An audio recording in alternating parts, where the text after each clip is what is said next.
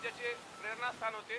शिवाजी महाराजांचा अपवाद जर मराठा साम्राज्यातला वगळला तर संभाजी महाराजांसारखा दुसरा जागतिक कीर्तीचा योद्धा, हुशार, विचारवंत, निर्व्यसनी राजा, अनेक ग्रंथसंपदा निर्माण करणारा राजा, 140 लढाया लढून सुद्धा एकही लढाई पराभूत न होणारा राजा, अशी नोंद ज्यांची गिनीज बुक ऑफ वर्ल्ड रेकॉर्डमध्ये आहे, त्या राजाचा इतिहास महाराष्ट्राने पाठ्यपुस्तकामध्ये अंतर्भूत करावा, या विविध मागण्यांकरता आम्ही हे आंदोलन या ठिकाणी केलंय।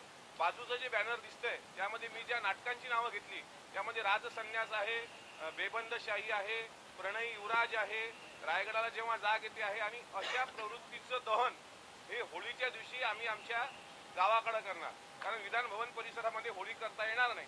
म्हणून होळीला काय जाळायचं तर यावर्षी संभाजी महाराजांवर असलेली विकृत नाटकं, विकृत कथानकं, विकृत कादंबऱ्या ह्या जाळल्या गेल्या पाहिजे, अशा पद्धतीचं प्रातिनिधिक स्वरूपाचं ते बॅनर आहे।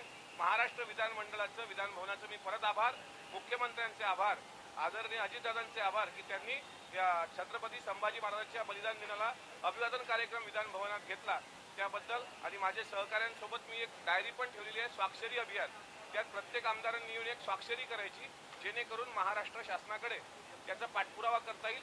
आणि ह्या मागण्याची प्रेस नोट आपल्या सर्वांकडे दिलेली आहे, त्या अनुषंगानं आपण पत्रकार बांधव सुद्धा या शंभूराजांच्या पवित्र कार्यात सहभागी व्हाल अशी मला अपेक्षा आहे।